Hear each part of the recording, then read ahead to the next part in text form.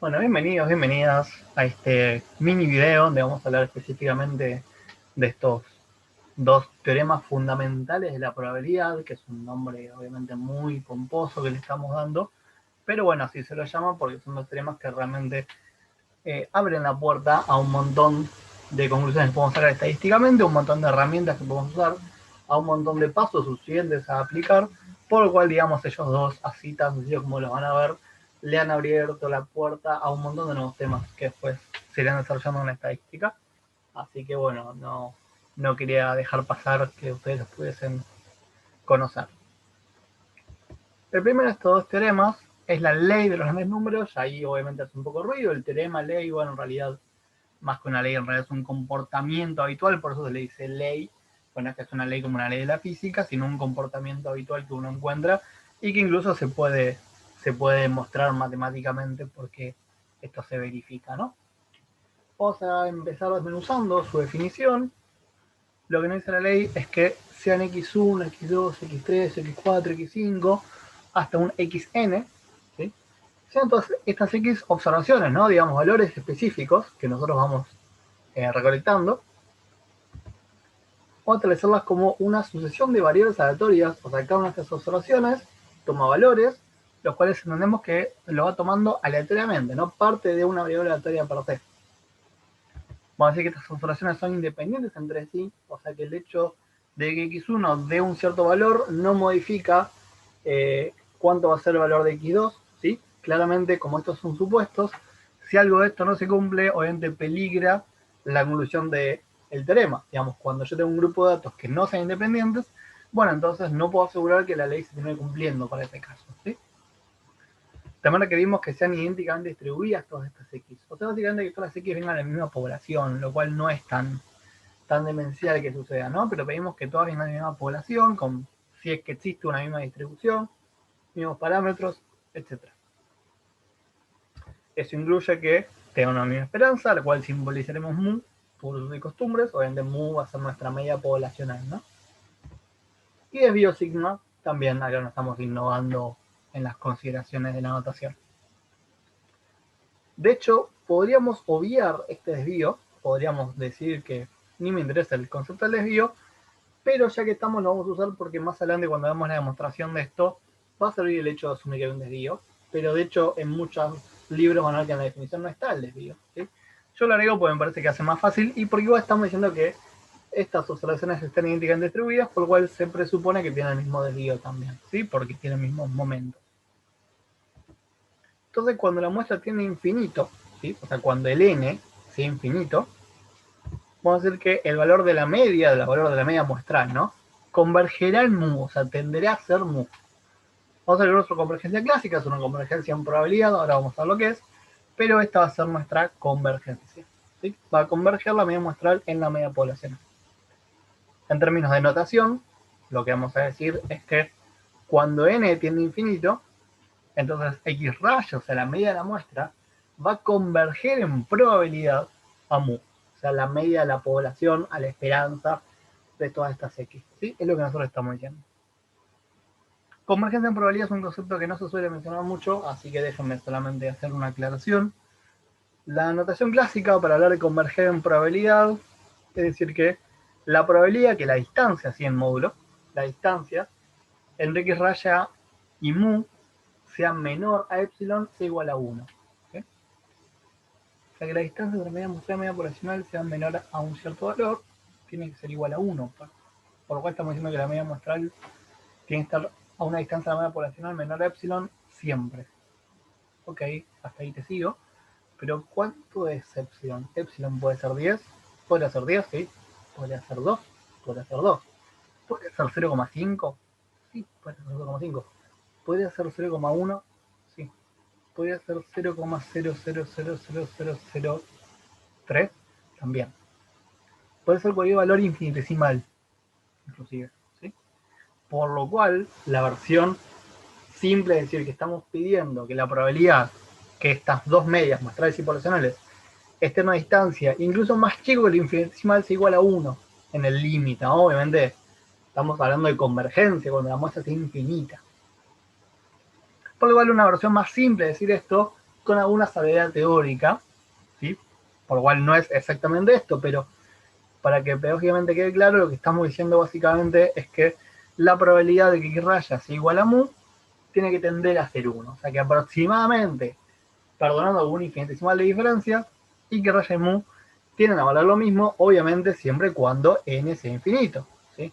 Cuando la muestra sea infinita. Esto obviamente en realidad depende de los supuestos que están arriba mencionados, porque fuera de eso, a ver, la población no es infinita literal. Puede ser una población incluso de millones, o de miles de millones. Si hablamos de todas las personas de la Tierra, o si hablásemos de una cierta bacteria que se reproduce de forma exponencial, o nuestros glóbulos, o lo que venga en el caso. Pero bueno, lo que estamos diciendo es que la población incluso es finita en un cierto valor, por lo cual la muestra infinita claramente debería tender a igualar a esta población, ¿sí? Pero bueno, esto es más una verificación que vamos a hacer. A mí lo que me atrae de esta ley, de este grupo de teoremas, no es solo el final, o sea, no es solo decir que cuando n es infinito, X raya va a ser igual a mu. Me interesa mucho el camino que hace. ¿Qué quiere decir? Que de la muestra 1, por así decirlo, en el mínimo de todos, hasta la muestra infinita, va a ser un viaje hacia mu. O sea, yo sé que la muestra nunca va a ser infinita para mí, por lo cual sé que nunca voy a llegar a la verificación puntual. Lo que estoy entendiendo es que a medida que tomo más muestras, o sea, a medida que mi muestra se va acercando a infinito, aunque no me llegue a infinito mi muestra, pero a medida que voy acercándome a infinito, todo lo que termino logrando es que tenga una suerte de atractor, o sea, que vaya yendo hacia la media poblacional. Por lo cual, aunque nunca llegue a mi muestra infinita, si logro tomar la mayor muestra posible y veo hacia dónde me está llevando este estimador, este valor muestral, entonces puedo ir entendiendo hacia dónde se va apuntando el verdadero valor del parámetro, ¿sí? Del valor de la población. Entonces, aunque nunca llegue a la n infinito, ya ver a n crecer me ha permitido entender hacia dónde va esto. Pues recordemos que estamos pensando que los parámetros, que los valores poblacionales, son desconocidos para nosotros. Por lo cual no tenemos la más remota idea de cuánto vale mu en este caso. Pero mirando X raya y su evolución a medida que va pasando los n, puedo ir entendiendo cómo se comporta o hacia dónde va este mu, que es lo que vimos cuando analizamos el escrutinio de una votación. A medida que vas viendo cómo van aumentando las mesas escrutadas en las elecciones, entonces ahí vos vas pudiendo notar hacia dónde va convergiendo el valor final de esta proporción, en este caso, poblacional de votos. Y si ustedes se fijan, ya en un momento es como nunca querés que sea el electrocardiograma, ya queda fino y no se mueve de ahí. ¿Mm? Bueno, entonces básicamente eso es lo que nosotros vamos a ir logrando. Ahora, para poder mostrar una aplicación de esta ley, vamos a ver acá un código abierto que tenemos público sobre simplemente tiradas de dados. Y vamos a ver cuál es la proporción de veces que nos sale el 1, el 2, el 3, el 4, el 5, el 6, cuando tiramos aleatoriamente, esto es un simulador, cuando tiramos los dados. Vamos a ver cómo evoluciona esto. Uno esperaría, poblacionalmente, que la probabilidad fuese un sexto, o sea, 0,16667, pero eso funciona en términos probabilísticos, en nivel infinito. La pregunta es, ¿esto se verificará en una muestra? Entonces, bueno, tenemos todo seteado ya para que nos tire la frecuencia relativa, o lo que llamamos la probabilidad. Entonces tiramos el dado una vez, ¿sí? Salió evidentemente el 2 quedó con probabilidad 1, el resto no tiene probabilidad. Tiramos el dado otra vez, justo salió el 6, así que tenemos 0,50 para cada uno. Tiramos otra vez, sale el 1, 0,33. Seguimos tirando el dado una vez, vemos cómo evolucionando la probabilidad. Fíjense que todavía está muy dispar. A este momento tenemos valores que tienen probabilidad 0,4 y otros que tienen probabilidad 0. ¿Sí? Vamos a tirar el dado 10 veces más, a ver qué pasa. Ya de última va trabajando un poco más, ¿sí? Estamos entre 0,05 y 0,20. Tiramos 10 veces más, ya la brecha se va achicando. Tenemos entre 0,10 y 0,23. Tiramos 10 veces más. Y ahora la brecha es cada vez más chica, de 0,10. La brecha, tiramos 100 veces el dado ahora, para sumar 140 intentos. Fíjense que ahora ya se va pareciendo mucho más a un sexto. tiramos 100 veces más el dado, todavía más cercano y tiramos 10.000 veces el dado. ¿Sí? Fíjense cómo ya todos los valores están entre 0.16 y 0.172. Podemos ir jugando a este dado. A ver qué obtenemos. Fíjense que ya cada vez está más cerca. Estamos entre 0.164 y 0.168. ¿Sí? Vamos a seguir jugando todo el día. Y ven, cada vez vamos a estar más cerca hasta que uno pueda seguir jugando y llegue ya a valores mucho más cercanos a 0.16. Fíjense que seguimos en valores muy cercanos a un sexto. Bueno, si no llegamos a infinito no vamos a llegar al un sexto exacto, pero llegamos a un redondeo básicamente muy parecido. ¿Sí? Si ustedes aplican esto para cualquier idea, agarren un grupo largo de personas, fíjense su última cifra del DNI y fíjense cuántos son pares o impares y van a ver que al principio puede variar mucho, con el tiempo, con la cantidad de observaciones van a ver que todo converge a un más o menos 50% de pares y 50% de impares. Y así para lo que se les cante, van a ver que en el infinito se termina cumpliendo esta idea que el valor muestral converge en probabilidad a valor poblacional. ¿Sí? Fíjense, incluso puede ser con promedios, en este caso hicimos con proporciones. La idea sigue siendo siempre la misma. Después podemos pasar a lo que es el teorema del límite central. En algunos lugares lo pueden ver como el teorema central del límite. Acá hay una cuestión de la traducción, de si central viene porque el teorema es central o si estamos hablando de un límite centrado. Yo lo entiendo como que hablamos de un límite centrado, por eso central lo pongo ahí, hay gente que lo pone de otro lado, es una cuestión de traducción. Esto, si diéramos la clase en inglés, no sería un problema porque central va siempre en el mismo lugar, no importa cuál sea el significado, ¿no? El inicio en los supuestos es exactamente el mismo, yo de hecho ya lo puse todo de corrido, ¿sí? Fíjense, le cambié un poco la reacción, la esperanza de x igual a mu, varianza sigma cuadrado, pero estamos diciendo lo mismo, ¿no? Digamos que tengamos x1, x2, x3 hasta xn, una asociación de variables aleatorias, independientes, distribuidas, donde la esperanza de todos los x la llamamos mu, a la varianza la llamamos sigma cuadrado, ¿para quién? Para todos los x, para x1, para x2, para x3, para xn, para todos. Entonces, cuando n tiene infinito, y esto ya es más complejo, vamos a analizarlo más en detalle, cuando n tiene infinito, lo que vamos a ver es que se cumple esta regla. ¿Qué es esta regla? Bueno, veamos. Nos sale la sumatoria desde 1 hasta n de xy. O sea, nos está dando la suma de x1 más x2 más x3 más x4 más x5 hasta xn. O sea, lo que tenemos es una suma de variables aleatorias, ¿sí? Independientes y distribuidas. Ok, tenemos una suma de variables aleatorias. ¿Qué le estoy diciendo a esta sumatoria de los xy? Bueno, le estoy restando n por mu. ¿Sí? Si ustedes usan las propiedades de esperanza, pueden demostrar que la esperanza de la sumatoria de xy es igual a n por mu. O sea, a esta suma de variables le estoy restando su esperanza. De la misma forma, podríamos probar, usando propiedades de varianza, que el desvío de esta suma de variables es igual a la raíz de n por sigma.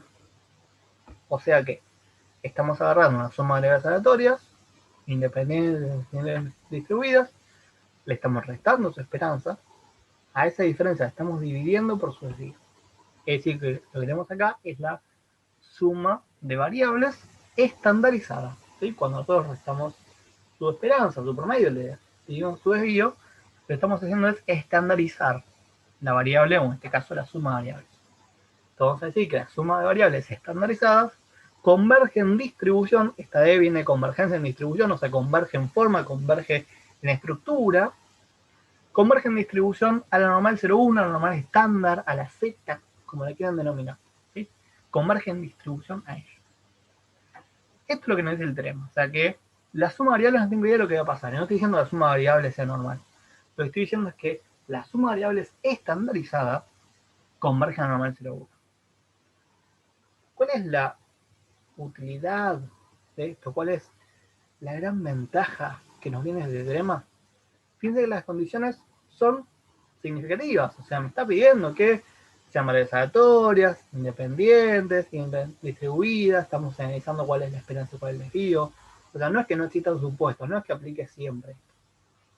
Pero fíjense, por ejemplo, me pide que las observaciones sean idénticamente distribuidas. Pero no me pide para qué distribución. O sea, me dice que si yo tuviese muchos valores binomiales, Ok, la suma de variables estandarizadas sería una normal. Si tuviese una suma de valores de variables de Poisson, esto va a la normal. ¿Sí? Suma de valores variables uniforme va a la normal.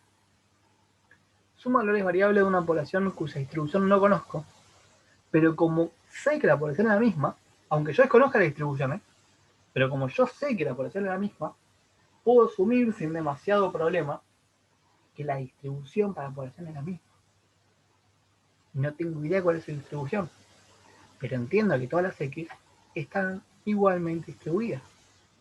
Por ende, podría a esa suma de valores de variables, una vez estandarizados, entender que se distribuye como una normal 0,1. Por ende, no solo estoy diciendo que bajo las 10 circunstancias del teorema, cualquier distribución en su suma de variables estandarizadas converge a la normal, sino que además estamos diciendo que aunque no conociéramos la distribución de origen, si la muestra fuese infinita, o sea, tendiendo infinito esta muestra, ¿sí? Por eso digo, los supuestos no son pocos, pero aunque no conociese cuál es la distribución de la variable de la población original, aún así, aplicando esta muestra lo más grande posible, estandarizándola, obtendríamos que esto es una normal 0,1. O sea, estamos logrando una distribución para algo que no la tenía conocida para nosotros previamente. O sea, no solo estamos pudiendo llevar todo a una misma distribución, estamos incluso asignando la distribución a cosas que nosotros no teníamos todavía. ¿Sí? Esto es lo magnífico. Para mí, obviamente, mi visión totalmente sesgada del tema, esto es lo magnífico. ¿Sí? Que nos permite canalizar incluso lo desconocido a una normal 0,1. Igual, perdón por la existencia, los supuestos son relevantes. ¿Sí? Muchas veces se han usado estos teoremas sin cumplirse los supuestos, e incluso siendo conscientes que los supuestos no se cumplen, pero bueno, siendo lazos, ojo, si estos supuestos no se cumplen, es muy probable que el teorema tampoco se cumpla para esos casos. ¿Sí? Entonces, sí les pido por favor que si en el futuro tienen que hacer uso de este teorema, estén seguros, seguras que aplica para su caso. ¿Sí? Pues no es cuestión de usarlo indiscriminadamente, porque ahí sí genera un cierto problema. Para ver un pequeño caso de aplicación, usamos la aplicación Probability Distributions ya conocida y usamos una binomial con n10 y p 0,05. Obviamente es indistinto el p que usemos. Acá elegí un 0,05. Fíjense que me quedó muy asimétrica hacia la derecha. Podemos haber usado un p 0,95 y hubiese quedado asimétrica hacia la izquierda. Acá es indistinto, ¿no? Pero sí, a propósito elegí un n bajo, n igual a 10. Entonces tenemos una forma muy específica, sin demasiado que decir por ahora. Cuando dejamos constante el p, aumentamos el n, nos vamos a un n50. Fíjense que seguimos en la simetría, pero tenemos una simetría un poco más estilizada, por así decirlo. Pero no hay duda que tenemos una forma distinta a otra cosa que queríamos hablar por ahora. Si en cambio vamos a un n100, fíjense que ya es otra cosa, ya va teniendo más una forma más conocida, vamos asemejándonos hacia otra estructura. Cuando ya vamos a un n1000 ya es otra cosa, ya vamos viendo una campanita de Gauss bien marcada, no hay mucho que debatir ahí. Y ya cuando nos vamos a un n10000 es una campana de Gauss, no hay discusión que darle. O sea, claramente fíjense cómo la binomial, dejando bastante el p, aumentando el n, o sea, agregando más intentos a este evento dicotómico, se va formando claramente una distribución cuasi normal. ¿Es una normal? No, no es una normal, es una binomial en este caso con n igual a 10.000. Lo que estamos diciendo es que esto converge en distribución, converge en estructura a una normal estándar. Lo mismo podríamos hablarlo con una Poisson. Acá elegí un lambda muy chico, ¿sí? Acá Poisson, acuérdense, es una distribución, un tipo de variables que admite independencia entre observaciones, ¿no? Por lo cual, con lambda chico tenemos una forma simétrica, acá también dio simétrica hacia la derecha.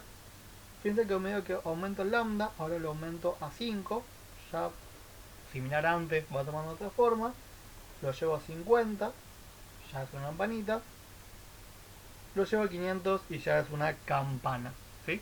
Así que de vuelta, cuando voy agregando a esta Poisson, bueno, nos vamos encontrando con un comportamiento muy similar al de una normal estandarizada, por ende que estamos diciendo que se puede comprobar sin demasiado esfuerzo que la suma de variables aleatorias independientes y distribuidas converge, una vez estandarizada, a una normal, justamente estándar.